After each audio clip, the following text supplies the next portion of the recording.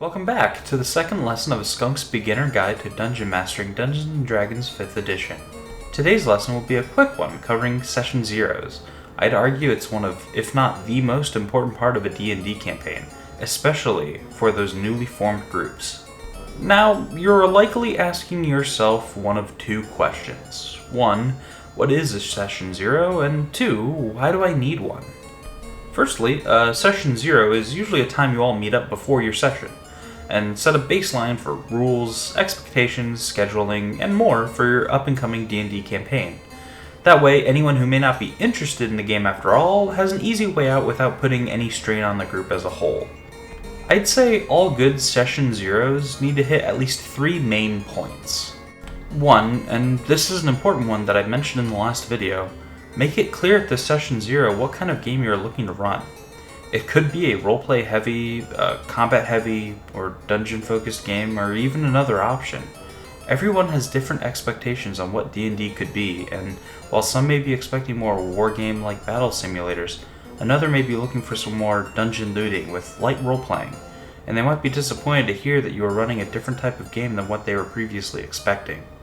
And that of course is fine. It's better that they either know now and have time to alter their expectations, or they have the option to leave before devoting themselves to a game they aren't as interested in. Alright, second point. Discuss any plans you have for homebrew as well as house rules.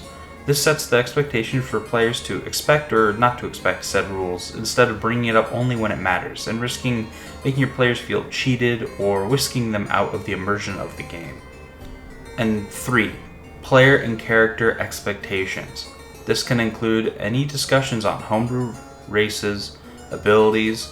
Maybe your game is centered around an area where a certain race is rare, so you can specify that. As well as things like what is the expectation of behavior for the players, or things you wish to avoid talking about, as there may be people at the table that would be made uncomfortable by these discussions.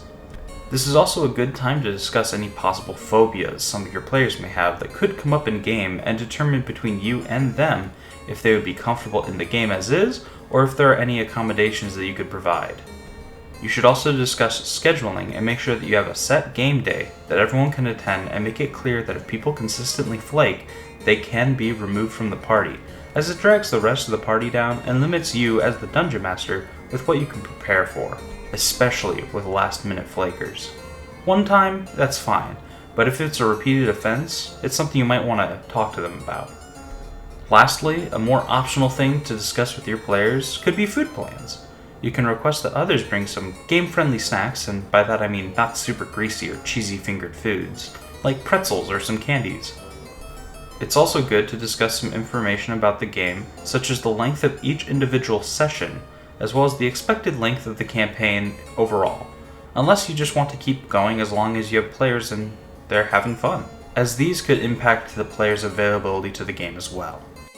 Congratulations! Now you can set up and meet with your party to discuss some important information and begin preparing for the long and super fun journey of improv and creative writing. I hope to see you in the next episode, running your first session in improv. And thank you again for the support if you watched all the way through this video. If you enjoyed it, do feel free to leave a like and a comment.